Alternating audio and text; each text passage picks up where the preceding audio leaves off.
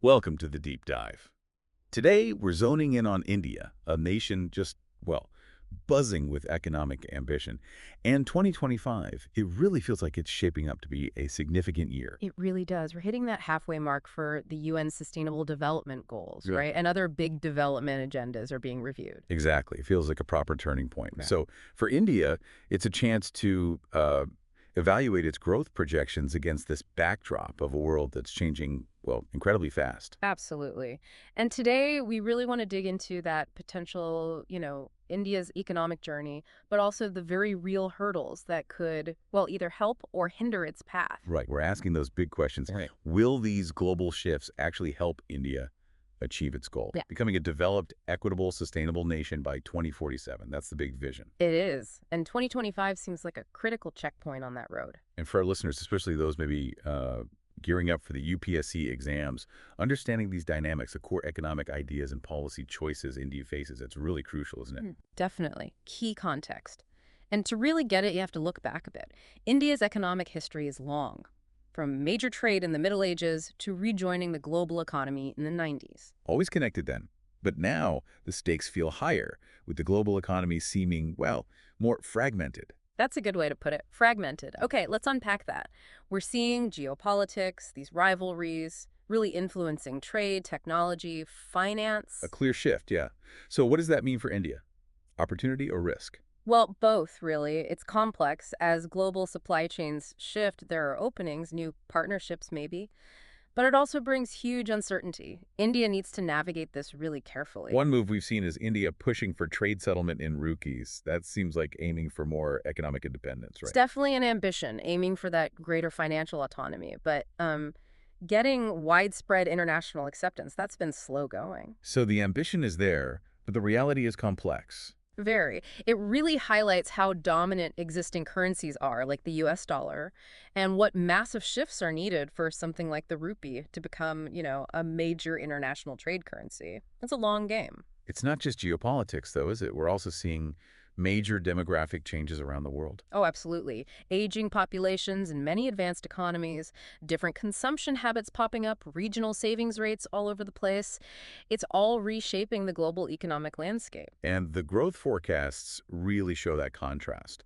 Advanced economies, maybe 1.4% growth in 2025, while India is expected to hit at least 6.3%. That's way ahead. It's a stark difference. India benefits from a younger population, ongoing reforms, though the pace is debated, and just being at a different development stage. But there's a catch, right? That's slower growth elsewhere. Exactly. Slower growth in those advanced economies, which are crucial export markets for India, could mean less demand for Indian goods and services. Think IT, manufacturing. So it dampens things potentially, Eh. even with India's strong domestic growth. Right. It shows how interconnected everything still is.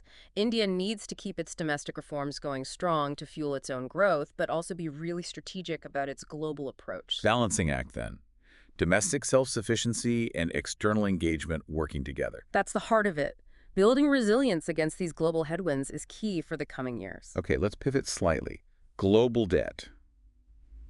The numbers are huge, aren't they? How does that play into India's story? Staggering is the word. Over $307 trillion globally. It's a massive systemic risk, makes economies much more vulnerable. And it links to other issues, too. Yes, you throw in supply chain problems, climate shocks. It all puts immense pressure on government finances. Less money for development, for climate adaptation. It limits potential even for growing economies like India. India's own debt to GDP is around 83%, lower than some, but still up from before the pandemic. Which underlines the need for really careful fiscal management. Fiscal prudence is critical. India's position might be relatively better, but managing the budget wisely, using external finance smartly for things like infrastructure, green energy, that's vital. We've also seen huge amounts of capital flowing out of emerging markets recently. Yeah. $1 trillion. Roughly, yes, in the past year. It just shows how, fragile global investment flows can be. India's fundamentals are relatively strong, which helps insulate it a bit. But it's still a risk. Always. Managing that capital market volatility is a constant challenge. And even with large foreign exchange reserves, are they enough in today's competitive world? That's a question you have to keep asking. And then there's the unavoidable issue. Climate change.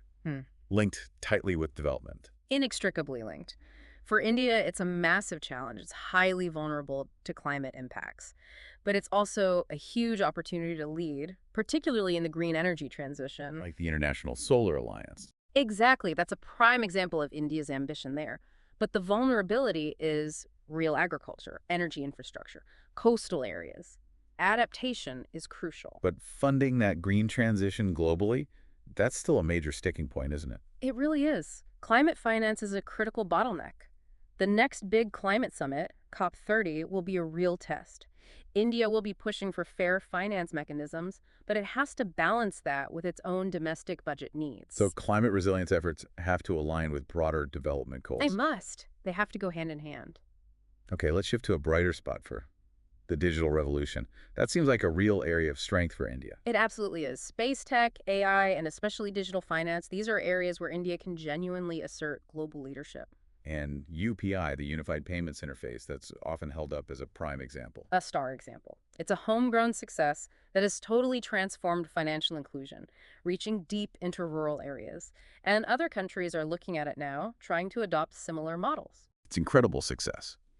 But how does India make sure this digital boom translates into broader economic gains, jobs, productivity? That's the key question. Leveraging this digital momentum is crucial for creating high-quality jobs and boosting overall productivity. But, there are risks. Like cybersecurity. Cybersecurity, definitely. Consumer protection issues, complex regulations.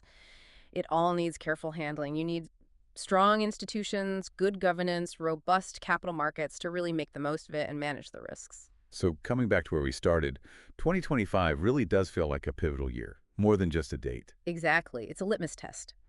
Can India align its short-term policy moves with that long-term 2047 vision becoming developed, equitable, sustainable by its 100th anniversary? And achieving that vision isn't just about hitting a GDP number, is it? Not at all. Clear goals, measurable milestones, yes. But maybe even more important is building a broad social and political buy-in. People need to trust the process. Especially for big reforms, like labor markets, climate policy. Absolutely. If you want transformative reforms in those sensitive areas or in digital governance, you need to address public skepticism, ensure fairness, build trust in institutions. Otherwise, progress gets stalled. And India's role on the world stage in 2025, also significant. Very. It's a key year for India to champion the priority of the Global South, to shape the agenda within BRICS, and how India handles its own internal challenges, regional inequality, inflation, unemployment, that affects its credibility and ability to lead. Again, for UPSC perspectives, understanding India's role in these forums is vital. So this idea of India rising, becoming a major power by 2047, is not inevitable. Definitely not preordained. It depends entirely on action, on adaptability, on consistent, effective implementation of good policies. It reminds me of Swami Vivekananda's call: arise, awake, and stop not until the goal is reached. That spirit feels very relevant now. Let's dig into the numbers then, the economic projections. India is set to remain the fastest growing major economy in 2025. That's the forecast. We saw about 6.2% growth towards the end of 2024, and the projection for 2025 is around 6.5%. So yes, leading the pack among major economies. But that 8% annual growth target, the one often mentioned for reaching developed status by 2047, that still seems like a really big ask consistently year after year. It is a huge challenge. Sustaining 8% growth requires deep, comprehensive, and continuous economic reforms across the board. And frankly, there seems to be some hesitation, some caution within the leadership about pushing through such a reform-heavy agenda. Which is something UPSC aspirants would need to analyze the gap between the target and the current policy trajectory. Precisely. Understanding the specific reforms needed and the political economic constraints is key. Okay, let's look closer at the current state of the economy. Yeah. Lots of potential. We know that big workforce, growing middle class, strategic location. Absolutely. Becoming the fifth largest economy in 2022, projected fourth by 2026, maybe even overtaking China and manufacturing down the line, that's significant progress. But the growth rate itself has slowed down a bit. That's the crucial point. It's moderated to around 5.4% annually, down from the 7% average we saw previously, and there are reasons for that. That says, Well, a sluggish manufacturing sector, stubbornly high food inflation, job growth isn't keeping pace, the trade gap is widening, capital flows haven't been as strong as hoped, and urban consumption seems a bit weak. And the central bank recently cut rates to try and give things a boost. Yes, that was a move to try and stimulate the economy amidst this moderation. These economic strains, they seem to play a role in the recent general elections, too. There's definitely a connection many analysts draw. The ruling BJP coalition winning, but with a reduced seat count. It's widely seen as reflecting some voter discontent over these economic issues, like jobs and inflation. And the government's welfare spending is partly a response to that. It's certainly a measure to cushion the impact and perhaps curb potential unrest linked to economic hardship. For UPSC candidates, tracking these links between economy and politics is vital. The recent budget had some middle-class tax cuts. Big impact or more marginal? Likely marginal in the grand scheme of things. It might provide a small, short-term lift for that segment, but the percentage of Indians actually paying income tax is relatively small. Sustained high growth needs much deeper reforms than just tweaks to tax rates. It makes you think back to India's high-growth periods, like the late 2000s. That felt different. It was driven by different factors. That boom was largely the fruit of the 1990s liberalization reforms. The subsequent 7% average growth reflects arguably less impactful policy choices later on. And these current struggles didn't just start with the pandemic, did they? No, that's important to remember. Things like demonetization in 2016, the GST rollout in 2017, they put significant strain on the economy well before COVID hit, contributing to that recession in 2020. Understanding this policy history is crucial. That there is that potential upside from geopolitics now. India as an alternative to China. Yes, the China plus one strategy many companies are adopting. India is definitely seen as an attractive alternative for manufacturing and also for these high-end global capability centers, R&D, consultancy, that sort of thing. It's like the next evolution of the 90s outsourcing boom. So despite that potential, despite some favorable wins, India is still wrestling with fundamental structural issues. You mentioned the middle income trap. Yes, that concept is very relevant here. India got a big lift from the 90s reforms, but moving from middle income to high income status, that requires another wave of deeper reforms. Reforms that often get stuck. Exactly. That's the trap. Countries get stuck because politically difficult reforms, things like land acquisition, labor laws, capital markets, what economists call factor markets, stall. And these are essential for boosting productivity. For UPSC, understanding why countries fall into this trap is important. The structure of India's workforce is also quite different from developed economies, isn't it? Still heavily agricultural. Very much so. Over 44% in agriculture, only about 25% in industry, 31% in services. It's an imbalance that traces back to post-independence policies that often favored capital-intensive industries over labor-intensive manufacturing and supported smaller firms over large, export-focused ones. And the consequence is A major contributor to the jobs crisis. You have millions entering the workforce each year, high youth unemployment. Large-scale manufacturing could absorb a lot of that labor, but it requires tackling those difficult land and labor reforms. so the government sometimes focuses on construction projects instead, as a quicker fix for jobs. That seems to be part of the strategy, yes.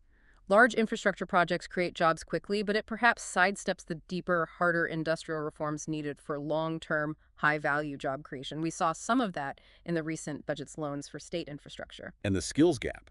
India has the population, but maybe not enough skilled labor. That's another major hurdle. Compared to developed nations, or even China, the percentage of the Indian workforce considered skilled is much lower.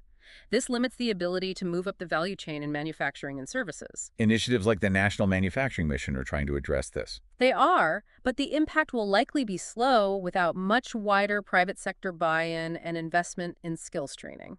What about the Make in India initiative, aiming to boost manufacturing's share of GDP? How's that fared?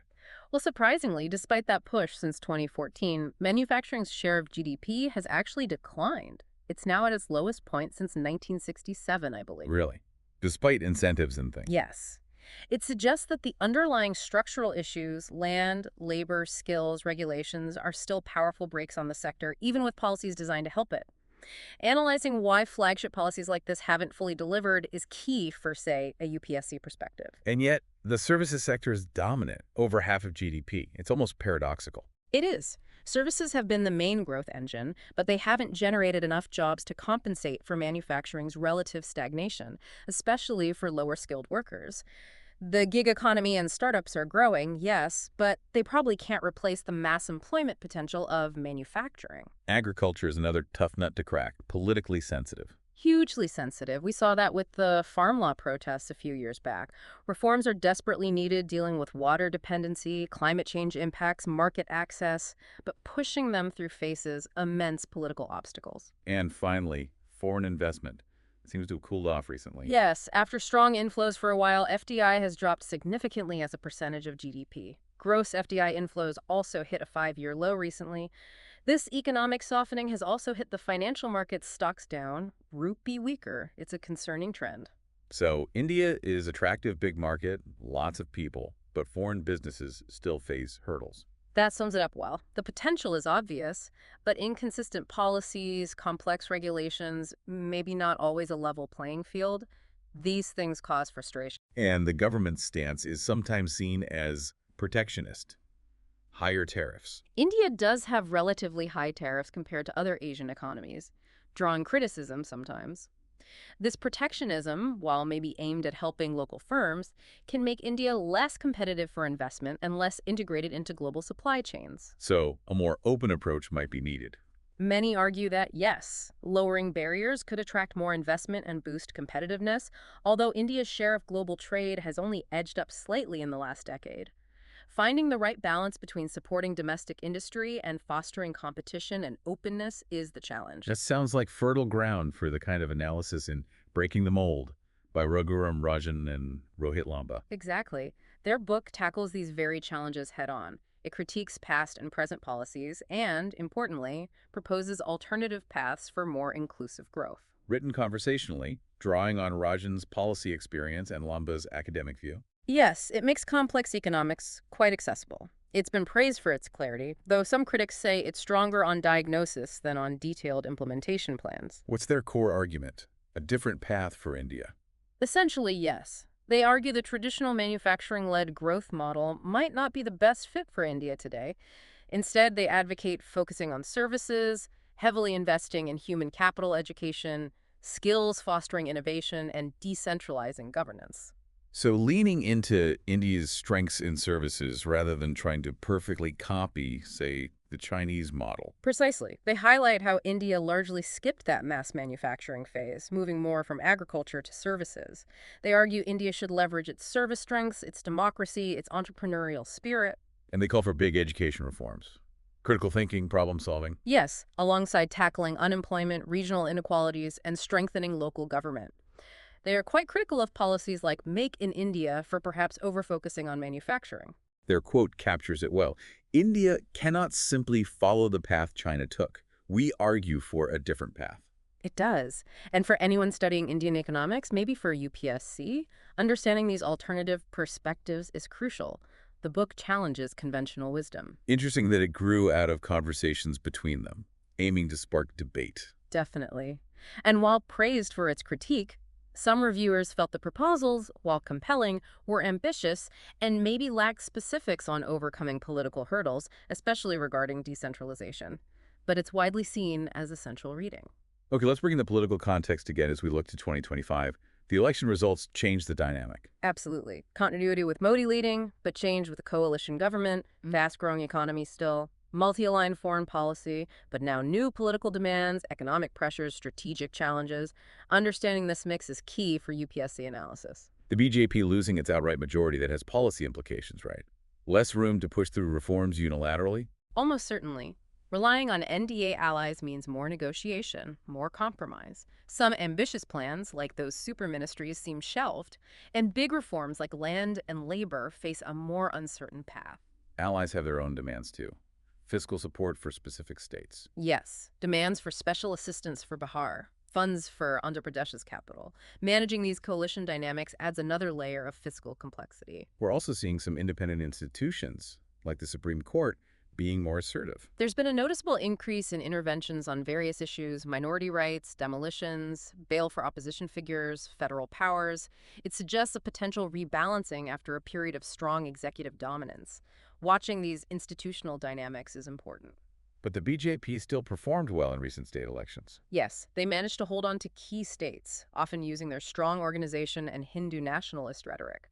State elections remain important political battlegrounds. Looking ahead to 2025 politics, what are the key things to watch? State elections. the census. Key state elections in Delhi and Bihar will be significant tests.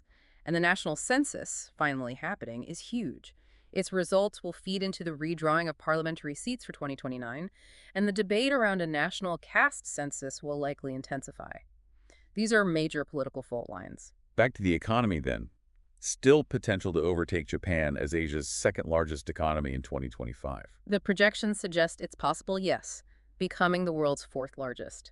There's genuine excitement about manufacturing, green energy, digital infrastructure potentially booming. But balanced against the slowdown, the lagging investment in consumption, regulatory issues. Precisely. Corporate investment hasn't picked up strongly, household consumption is muted, regulatory hurdles persist, capital concentration is a concern, foreign portfolio money has flowed out, the rupee is weaker, inflation is still biting into real wages.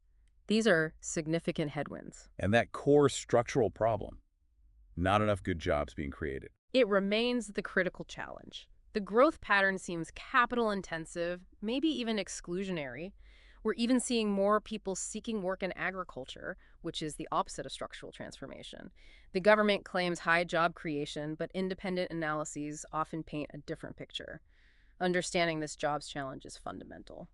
And finally, foreign policy in 2025. Strategic autonomy remains the goal. That seems to be the consistent thread, maintaining independence while navigating complex relationships, growing alignment with the U.S., but potential tensions too.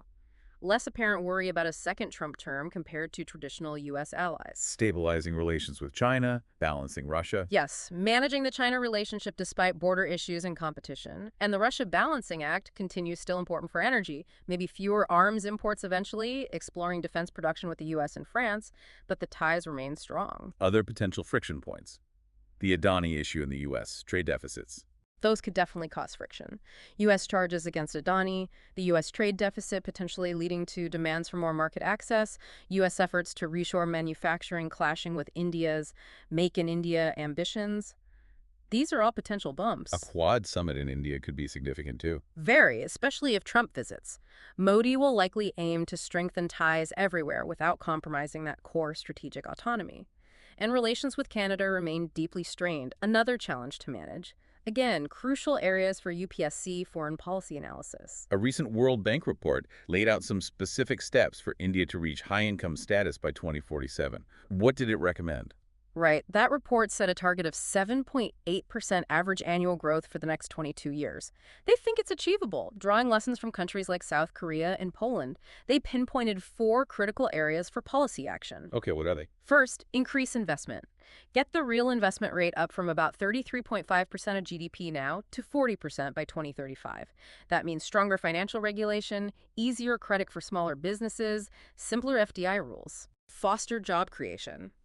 Incentivize private investment in sectors that create lots of jobs, like agro-processing, manufacturing, hospitality, transport, the care economy.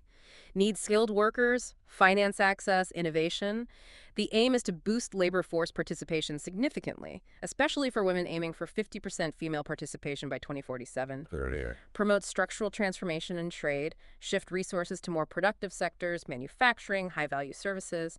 Needs better infrastructure, tech adoption, streamline labor laws, lower compliance burdens. This boosts productivity and helps India integrate better into global value chains. And the fourth. Enable faster, inclusive state growth. This means tailored policies. Less developed states focus on basics, health, education, infrastructure. More developed states push next-gen reforms. Federal programs with incentives can help drive this. These World Bank points are textbook examples of the kinds of policy analysis relevant for exams like the UPSC. And GIS reports offered some scenarios for 2025. What's their take? They also see India as the fastest-growing major economy, around 6.5%, especially with China slowing. Their most likely scenario: politics leads to continued focus on populist measures over deep market reforms. India stays fastest growing, but probably doesn't hit that 8% consistently. Other possibilities. A moderately likely scenario is maybe some tariff reductions if the slowdown continues or exports suffer. The least likely scenario, a big pivot to major next-generation reforms.